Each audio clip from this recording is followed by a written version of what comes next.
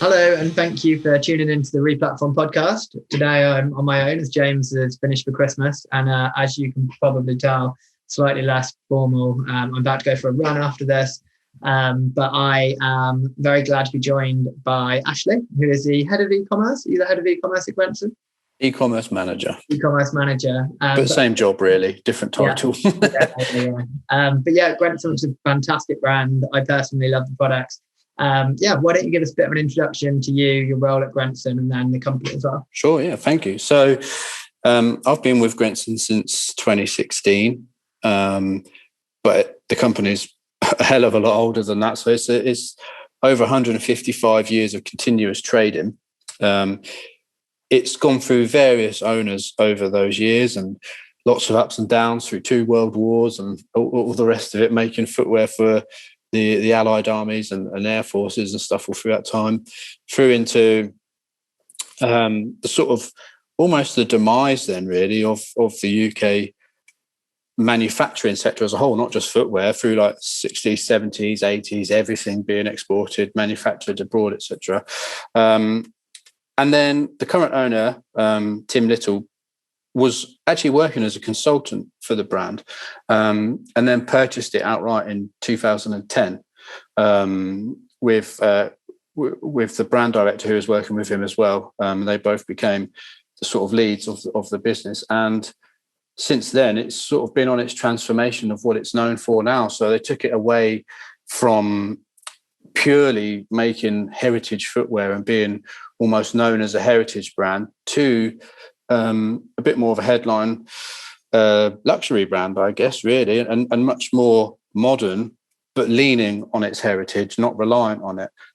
So they moved to from the Victorian factory that Grenson was still in, that was purpose built for them, to a few miles down the road to a nice new industrial unit, and the factory and the warehouse is all in one building, and our offices are. We moved together, and yeah, it's just gone from strength to strength to strength to strength till then, really. And it's a fantastic brand to work for in digital, because it's amazing to be able to work in a brand that has got good traction and people actually want to hear from. I mean, I can't imagine what it must be, how difficult to sell household goods or something like that really are a bit more trickier to promote, if you like. Yeah. That makes sense. So little sub question. So before you joined this Zoom call, my fiance came in and bought me some water, and she saw us browsing your sale category, and she was saying that, one, she loves Grenson, but also that one of the reasons she likes it, and she works for Clayview, and I know Clayview talk about this all the time, but Holly Willoughby apparently is like a bit of an advocate of the brand or something like that. Is that's been quite big for you? Because we work with a couple of brands that have like basically propelled because like Kate Middleton's wore their shoes or whatever else. Is that something that's kind of made you a bit bigger recently? It did on some certain styles, yeah. So it was big within a category. So obviously we were known for a long time for men's footwear, and then the first sort of big impact that had was when she was replacing and I think it wasn't it, in I'm a Celebrity for that summer in Australia. And she wore Annette boots then with the shorts look and stuff. And they'd actually been in our range for 2 years before that. And wholesale as well hadn't really gone crazy for them. The buyers in the industry hadn't really seen them. And then the Holly effect kicked in, and we were sold out within days, and having to quickly procure stock. And then, it absolutely went insane. Awesome. And I would never have predicted that from Holly Willoughby either. I just didn't think that the power of her as an influencer was that big. But it was amazing. And off the back of that, the whole category then of women's sort of chunkier hiker boots and that sort of quite androgynous sort of women's boot look that Grenson has become known for has just flown for us as a whole across the category, with lots of other people picking up on it, from Sophie Turner from Game of Thrones wearing them to loads of women now. It's been fantastic. I always spot them in London on the tube as I'm going through the stations. I think there's some of the nets. I managed to reach my fiance via that channel. Oh, perfect. First question. So one of the big reasons why you're here, and I'd imagine a big part of your job over the last 12, 18 months has been your BigCommerce migration. So initially, can you just talk us through why you chose BigCommerce? I know you were on Magento 1 before. So what did you choose to migrate to BigCommerce? Well, we obviously had a deadline looming of us from an end of support point of view with Magento.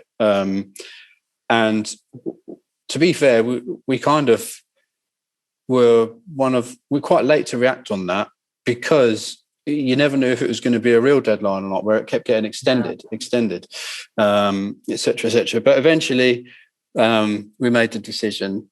E-commerce is too important to the business to leave it for too long. And we went to tender, basically. And we spoke to Magento, Shopify, BigCommerce, and a few more niche platforms that are slightly more custom built, really.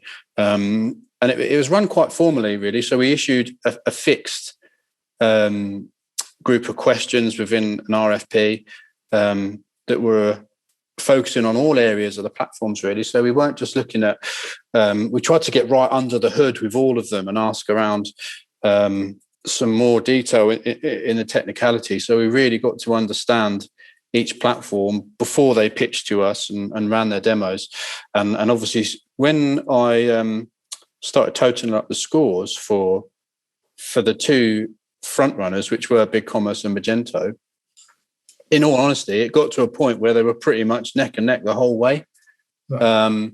And I think our final decision really came down to the fact that we just felt BigCommerce was probably a better fit for the size of our business. We felt that we'd get listened to maybe a bit more working with someone like BigCommerce, and the way that they'd put effort into the pitch process before and everything like that. And we didn't think that there'd be any negatives and that it would tickle the boxes. So yeah, we went with it. Perfect. And were there any features of BigCommerce that really appealed to you, or was it more it was kind of a SaaS platform and gave you quite a lot of freedom beyond that? Yeah, I mean the SaaS platform was a big part of it, because our M1 site before, we weren't unhappy with it. It was functioning, but we had frustrations around mainly around content. I think was one of the biggest ones, was being able to keep it fresh enough and to be able to act on campaigns and actually keep it looking sharp. And everything ended up almost being a code change. Yeah. It's just to build a landing page for a new campaign or something. And it was soon getting quite tiresome, really, as a process. And we were hosting Magento 1 on Kubernetes clusters within Google Compute. So it was great being able to scale and handle spikes in traffic around sale peaks and stuff like that. But it was also quite high maintenance and quite high cost, because it was all on us. Well, in terms of cost, if you like. Yeah. So the thought of moving to any of the SaaS platforms was quite a big driver for us, because you just get rid of all of that thinking you have to do. You don't have to think about scaling and some of the security side of things, or the patching side of Magento, or all of these bits of work. And we actually, from quite early on within the BigCommerce decision process, were quite excited by the use of Shogun. Yeah. And not just the sort of straightforward content management side of things, but the way agency partners and developers can build sort of reusable modules within Shogun, and we can deploy them quickly. And yeah, it was quite exciting to think you could potentially build the whole storefront that way if you wanted to. So that was a very big thing. It seemed to be, even though it's a third party technically to BigCommerce, because obviously you can use it with Shopify as well, it just felt though that it blew Page Builder out of the water from Magento and stuff. More to it, isn't there, natively? Yeah. And have you played around with BigCommerce's page designer at all? I think it's called Page. Yeah, so our homepage actually uses that. Right. Rather than Shogun, mainly because some of the sort of multi-currency elements and bits and bobs like that. So yeah, but again, we we don't use it for some of the more simpler modules. We have actual custom elements that are built that we use basically, so that we know they're always going to work responsively across all devices, and they're tested obviously before they're deployed. So we're not sort of in a live site having to just mess around and hope that the content works really. So yeah, we use a hybrid approach of that and Shogun really too, to build out content. That makes sense. And in terms of the migration itself, so did you use an agency? And if so, which bits did they handle versus stuff that you took on internally? Yeah, we did use an agency, a company called Light Digital. We did a whole new architectural piece within this project. So we used a pretty typical Magento stack, if you like, whether it's Magento 1 or 2. So we use Clayvu, like you mentioned earlier, Dot Digital, a few other products. I'm trying to think back who we used to use for everything, TaxJar, and some of the others. And ideally, we were thinking internally, well, this is quite a big shift moving to a whole new platform. There's obviously inherent risk there. How much of that Magento stack can we migrate to BigCommerce, if you like? And that was one of our points we wanted to start with. We also have an ERP here, and that's really the heart of the business, because that's where all of our product data is, our pricing. And when I say product data, I mean down to the nitty gritty of like all the EAN numbers for each size break and all that sort of stuff, and all the stuff you don't want to really be manually entered into an e-commerce system. So that was a huge part of the project. And previously with Magento, we just used a script on a cron job that ran hourly to drop orders into the ERP, which was fine back in sort of 2014, 15 when that site was being built. That was how we did it.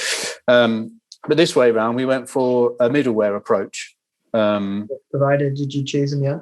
Well, so Light Digital built that as well, but we used Laravel to build out various pieces of functionality, really. So we haven't gone headless with our BigCommerce project. Main reason being,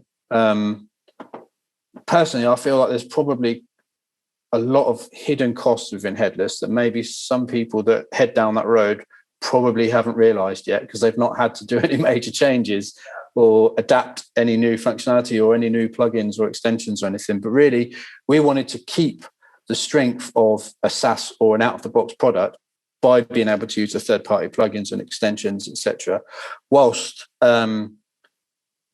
creating something that's unique to Grenson and a theme for the front end that reflects the brand and not a templated look and feel, really.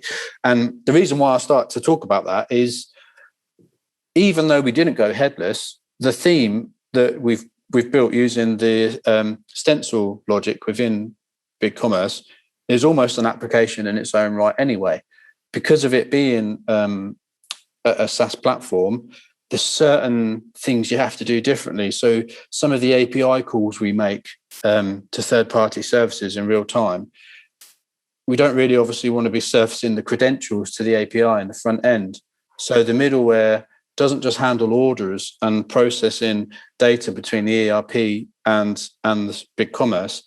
It also acts as a proxy service for purely data-driven services that run in REST environments. So a lot of our digital integrations and some of our forms that run, etc., use APIs, and they are proxied via our middleware, so that the front end stays nice and secure, and there's no credentials or anything serviced in there. So it really is the heart of the engine, if you like, behind it all.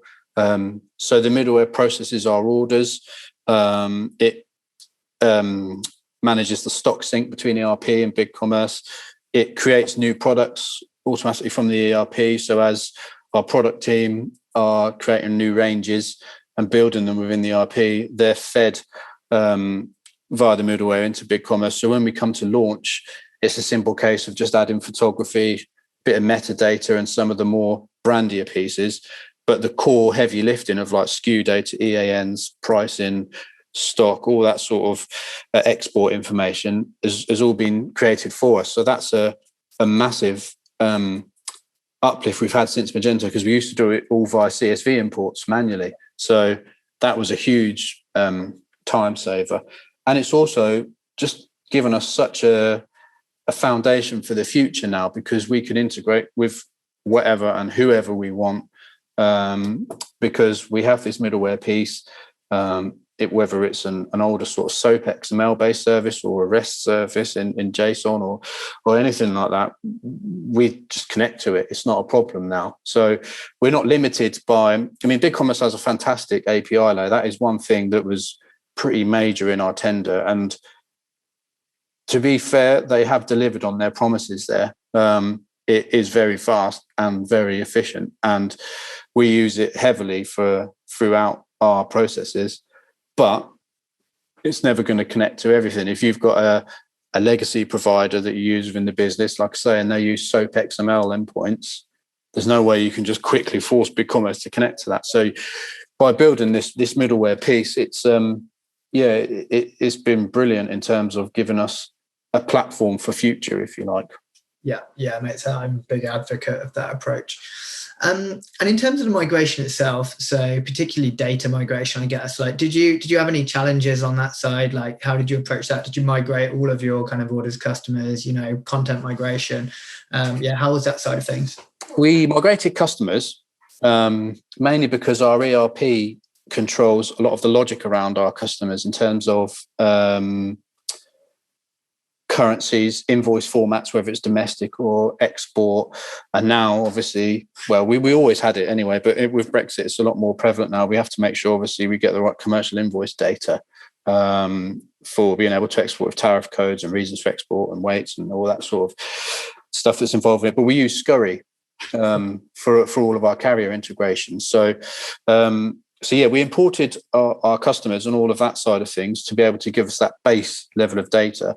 We didn't import orders, and we basically set the system up so that you could, for a limited period of time, when you logged into BigCommerce as a customer, you might not be able to see your order history, but you were still able to access the returns portals and bits and bobs like that. So you could still, you weren't at a dead end, if you like. You could log back into your Grenson account, and our customer services team could help with anything specific. But we just felt that we had all of the order data within the ERP, as well as Magento. So realistically, it would have been a lot of work to change the order formats and all of that historical data, probably for not a lot of gain, really. And I guess if you do need it, you've got it. You can, import another phase. Yeah, we did import customer addresses. That was one thing as well with the customers, but that was more because of we just didn't want to create loads of extra data. We didn't want customers that were previous Magento customers now ordering through BigCommerce and then obviously duplicating all of that information with new address IDs, etc. We took customers and addresses, etc. And then the rest of it we just left within the ERP to be synced as customers ordered, basically. Yeah, makes sense. That's always an interesting point of contention. Like, we speak to a lot of agencies that essentially don't really want to take on that order migration piece, and it's kind of like it almost depends on the brand as to whether they kind of need it within the platform for like. Yeah, I guess if we didn't have our ERP, we probably would have. Yeah, because we would have been more reliant on that data, but because we use an e-commerce platform almost just as a front end and a cart, our core data processing is handled all in Prima, our ERP system. So that stayed that way since the migration as well. Yeah, that makes sense. And were there any other challenges you faced through the process? Anything that was like particularly difficult? I think getting our heads around a SaaS platform and also some of the plugin work, like I mentioned before, trying to get them to migrate. Because BigCommerce, I think it's fair to say, is probably still quite an emerging platform. It hasn't got market dominance yet within developer communities, especially. And a lot of the brands that we work with and the vendors, they made official plugins and extensions for BigCommerce, but you find that a lot of them have lesser functionality than the Magento equivalents.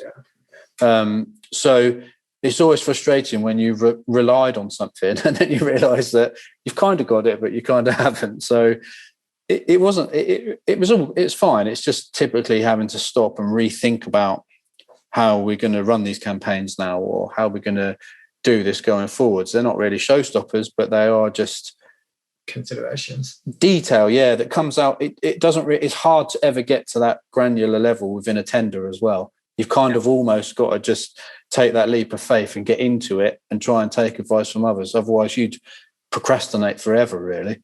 Yeah, absolutely. No, that makes sense. And I guess one of the biggest questions with both BigCommerce and Shopify is always going to be international, and you're, I'd guess, a global brand. And we talked about this a little bit before we started recording. Like, how have you structured that at the moment? Like, how have you found the international side? And do you plan on using the new multi-store kind of capabilities within BigCommerce?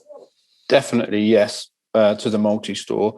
We've kind of built our site in a precursor to that to prevent a huge round of change later on, if you like. So we're using a single store instance at the moment. And we use the price list functionality, which I think is quite similar to what Shopify has now as well. At the time when we were running our tender, they didn't have that launched. So it's a single site with multi-currency supported via price lists for each currency. And then our GeoIP redirection at the minute sets a cookie basically on first page visit with the price list information. It isn't ideal. There are a few challenges within it around SEO and getting certain things to work. And there's obviously quite a lot of considerations to be careful of within the theme as well. So things like structured data and schema data obviously has to be dynamic wherever there's pricing elements.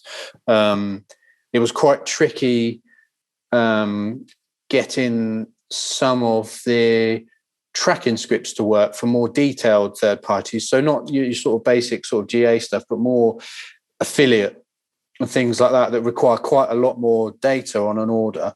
BigCommerce doesn't have that available natively within the data layer. So even on our order confirmation page, we're having to make API calls to be able to get that data set, to be able to track conversions across all of the different third parties that are interested in those conversions. So it's functioning and it's working well. But I hope that when the multi-site's fully rolled out and we've seen a bit more of it, I think that's going to make it a really strong solution then, really, that really is future-proof to expand further into even more currencies. So at the minute we sell in GBP, USD and Euro, but there's no reason why once that's there, we just can't keep going and going, really. Yeah, so and one of the issues that I used to have with Shopify, and I was intrigued to see if this is similar when you're running a single instance of multi-currency. Do you have any like third-party payment options like Klarna or like Ideal or any of those? No, we just use Stripe. Okay, right, yeah. But interestingly, within BigCommerce, even in the native version, once you switch on other currencies, you have to configure payment provider for each currency within the admin screen. So option, to be fair, like historically in Shopify, if you had a single instance and you have multiple currencies, if you were to check out in Klarna, it would only work in the base currency. Right, yeah. So with this side of things, we use the same account IDs on all currencies because we already had them set up. So Stripe's already set out to take card payments in all of the currencies we trade in, and so is PayPal and Amazon Pay, et cetera, et cetera. So, basically, we just had to attach the accounts to each currency view within the admin side of BigCommerce, and it seems to be okay. We're not using Amazon Pay at the moment. Again, that was unfortunately one of the modules that didn't have the same level of functionality in BigCommerce as it did within Magento. Which I understand it's where the market share was, but we still remain pretty close to them, and they're committed to bringing it forward. So that'll that will go live eventually as well. Yeah, that makes sense. To be fair, I've always been impressed with how BigCommerce have approached payments. Like they've always had, even when they were kind of very new to Europe, very quickly they had integrations for all of the payment gateways, and like they had options available for all of the third-party kind of European payments and stuff. It's something that we wanted to do within our project, was expand that whole payment offering piece. Yeah. But when you get to that sort of point of trade-offs and time and deadlines and stuff, we just ended up doing a like for like in that area. But I think there's probably a bit more thinking we need to do around, would we see much of an uplift from using certain providers in certain territories and stuff like that, really, before making the shift? Yeah, I guess it's more like if you have like a surge in traffic from Germany or, the Middle East, and then suddenly that's where you might benefit from local payment providers and everything, because you need to convert those users, and particularly if you're like targeting them via like performance marketing channels and stuff like that. So, well, that's when it gets expensive to not convert them, really, doesn't it? Exactly, yeah. And a bit of an own goal. So that makes sense. And then the next one. So we've talked a bit about some of the things that you might have struggled with, or some of the challenges. Like, what are some of the positives, and what are some of the things that have been a game changer for Grenson so far since you moved over to BigCommerce? Definitely not having to think about technology anymore. Yeah, that's massive for us, really, because through working with Magento, you always just never, I guess being open on the open source community version probably compounded this a little bit, but it always got it when we were in the final days of using it, started to feel like it was creaking a little bit. And some of our aspirations for campaigns and marketing were definitely hampered by maybe not the technology as such, but the cost in taking those campaigns live, because there was so much of a developer input required. To have a product that we went live with, set our quarterly PCI scanning tool running on, and it's come back all green lights first time. It's amazing, because we haven't had to do anything. We've just signed up to the platform and let it do its thing, really. Performance as well. Yeah. So we're working with them at BigCommerce at the minute on a few options for trying to speed our site up a bit more through different CDN options and things like that. But aside from actual page load times, just coming to peak trading seasons like your Christmas sort of pre-sales and stuff like that, pre-Christmas sales, and just not having to worry about scaling. And are we going to get downtime? And if we do get downtime, is everything going to come back in the same state it went down in? And all of that sort of stuff. Because even with, like I said earlier, the Kubernetes cluster side of things with Google Compute, it still wasn't a seamless scale, mainly because of Magento. So not having that has definitely helped commercially as well, because I just think shoppers are getting a better experience in that peak. We're able to send email campaigns, etc., to the whole database now without having to think about staggering them because of load, etc., and launch social and paid campaigns, etc., all at the same time, knowing that if you send out a big call to action like sale now on up to X% off, it doesn't matter, because the platform will sit there. And I definitely think during the project we started to notice, really, when we were working on populating the new site with content and data, I think all of us here on the team all started to think, actually, this is nice. I'm just thinking about how this product's going to look and how this is going to work. We're not thinking, I've got to push A, push B, click on this tab, press C, press save, and cache and all of that stuff. So it was, it's the little things that add up to a bigger picture that makes you think, oh yeah, this is nice. And I don't think we're really. We've only went live in August, so realistically, we're still finishing off some of the snagging list points, and we haven't really got into that phase of put that piece of the project to bed now, and we're into optimization and growth and review and et cetera, et cetera. And that's the exciting bit to come with BigCommerce is just being able to move in a very agile and tactical way without having that sort of ball and chain of technology around your ankle, if you know what I mean. Yeah, absolutely. I think that's a big shift these days, and that's kind of why so many brands are moving to SaaS. And in terms of, so you mentioned headless before, and I think BigCommerce is quite widely associated with headless. They're obviously quite pro headless. There's a lot of headless implementations launching. Did you consider it, and I guess you have touched on this already, but what made you not go down that route? We did consider it, definitely, yeah, because ultimately, for creative freedom, really, that potentially could have been the way forwards. But then the more and more you sort of scratch the surface with it and you think about it, I guess there's sort of at a top level with a headless project, there's two main ways you can go. But either way, you can either go completely bespoke, which kind of I wouldn't want to go anywhere near, really, because you then maintain another bespoke application. And if you don't do that, you're going to have to use a CMS of sorts, really. And there's some out there that are obviously very good for headless, and others that needed quite a lot of adaptation. But still, once you've done that, you're within the limits of that CMS. But you've also lost, I think, a lot of, ironically, you lose a lot of agility going headless. Yeah. Because if someone updates a plugin or releases an extension, or if BigCommerce themselves make a change to an API endpoint, or a new piece of data is added to one of the existing API endpoints, that's a developer change to implement within your front end. And they either take time internally, or they can be quite expensive and take time if they're done externally via an agency partner.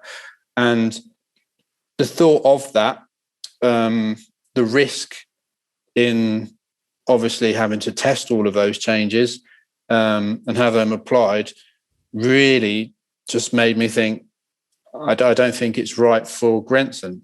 Other companies, obviously, if you've got big internal dev departments and the resources there, and you've got that structure of requirements gathering and product owners and all that sort of side of things to manage through that priority list, I can see it's probably beneficial in another way. But we didn't really want that. We wanted more freedom and speed to market with changes, really.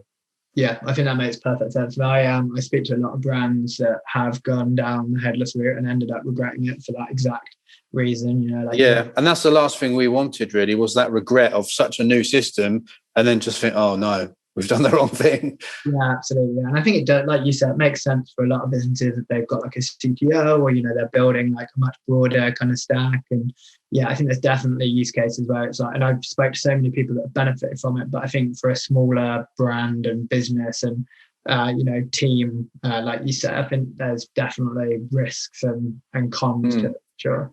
I think it comes down to where we'd want to spend the company's money as well, to be honest. If I had a choice, I'd much rather be spending that on advertising and brand growth and conversion than having to spend it on development, even if it was internal, because in essence, as soon as you go headless, you've gone bespoke, haven't you? Yeah. No one really mentions that part of it. It sounds all amazing, like you've got this freedom to go headless, but you've basically committed to a totally bespoke application for your web front end that no one apart from you's got in the world.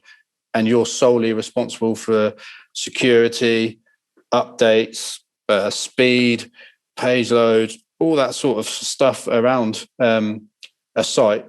You take away the benefits of SaaS almost and make them your own problems, if you like, rather than the platform's issues. Yeah, I think with BigCommerce and Shopify, so much of the benefits in the ecosystem. I think it'd be interesting to see how Shogun front end comes along, because they're working with BigCommerce now as well. Yeah, I've not seen much of that. I've seen it advertised, but I've not really gone so far as with a demo or looking at any of the actual functionality of it. Yeah, so like that, and then Nacelle with Shopify, and also Shopify's Hydrogen. I think they'll be a bit more connected. And with Shogun, it's essentially like the full kind of front end stack, all like built on top of their own CMS. And I think the goal will be to build their own ecosystem. So if you're integrating with Yotpo, Klaviyo, Klaviyo. It's already there and done, sort of thing. They'll have pre-built connectors, and I think that's an interesting concept, because I Definitely think end up with benefits, but I think it's still really early for them, and headless in general, really. Well, even Shogun now, which we use, doesn't support the price list functionality of BigCommerce. Yeah. So certain areas where you sort of think, oh, we could have built an amazing sort of PLP experience here, or a PDP, you can't, because you have to almost build an amazing landing page, and then link to the product page to be able to do the transaction, because it can't support the default price list functionality. We have got currency views within Shogun, so we can have concept modules that only appear when a certain currency ID is in scope from the user's point of view.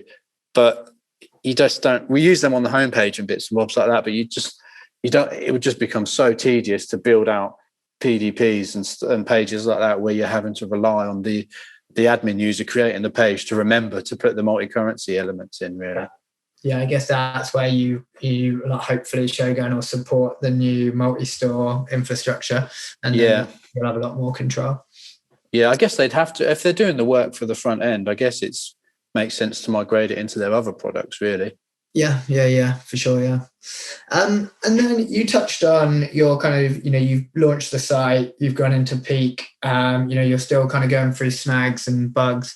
What do you have in the roadmap for next year?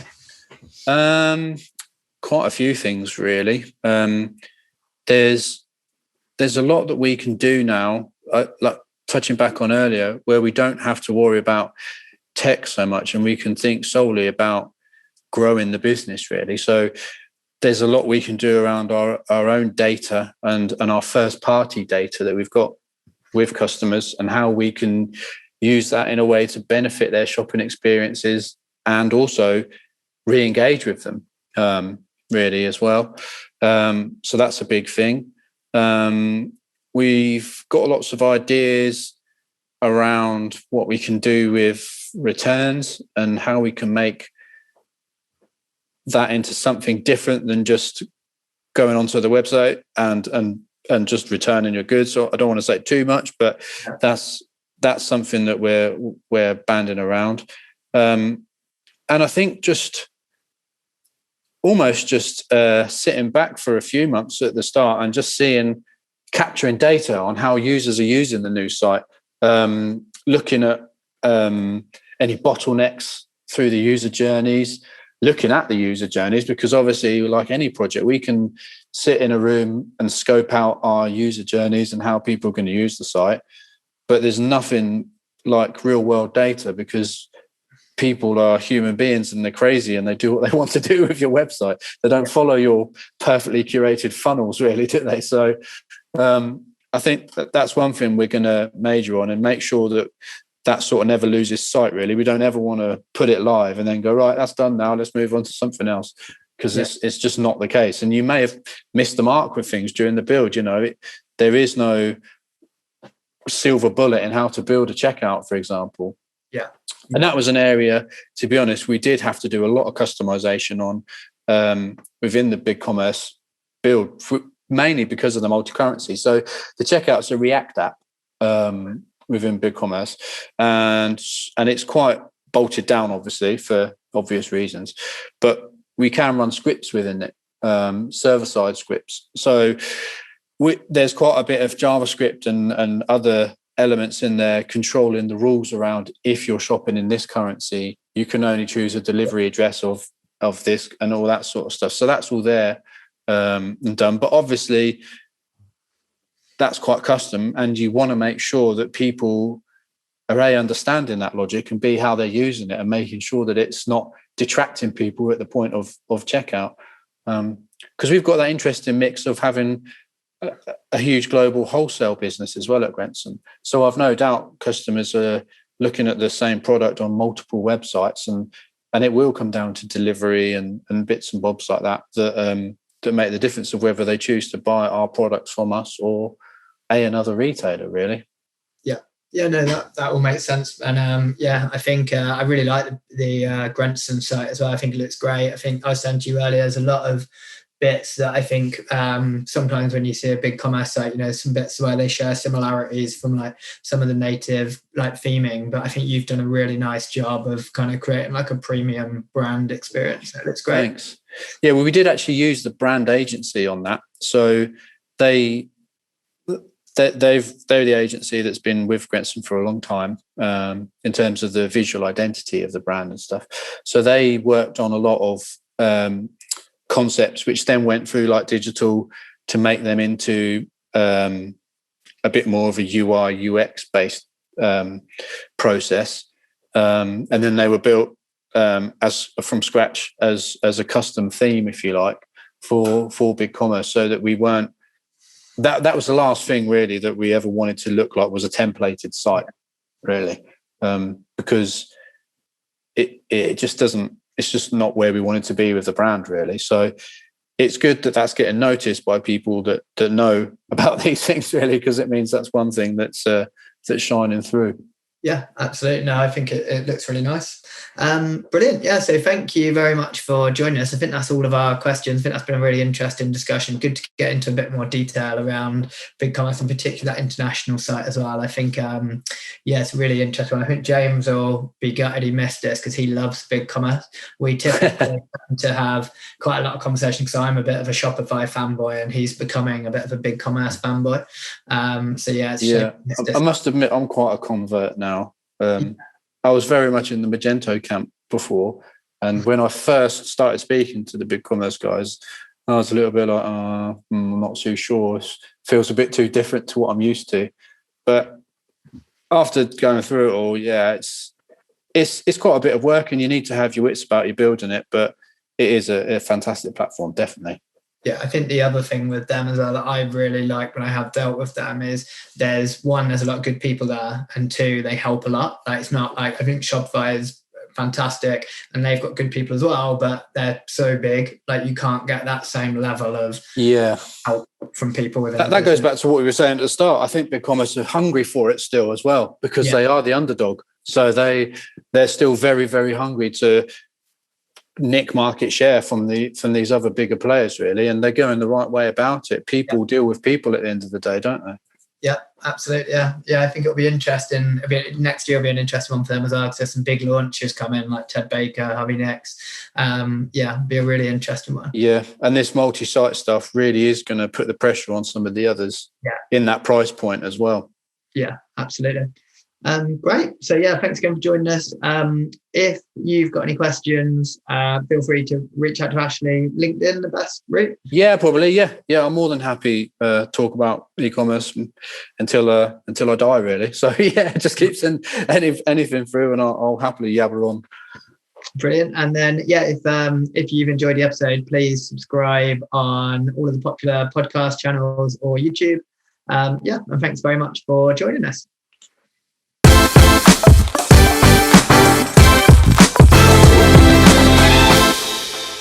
For more information on this topic, head over to replatform.fm for our audio podcasts. To discuss a project, or if you'd like to chat about any of the topics covered in this episode in more detail, please reach out to myself, James Gurd, or my co-host Paul Rogers via LinkedIn and Twitter. Thanks again for listening, and keep your ears peeled for the next episode.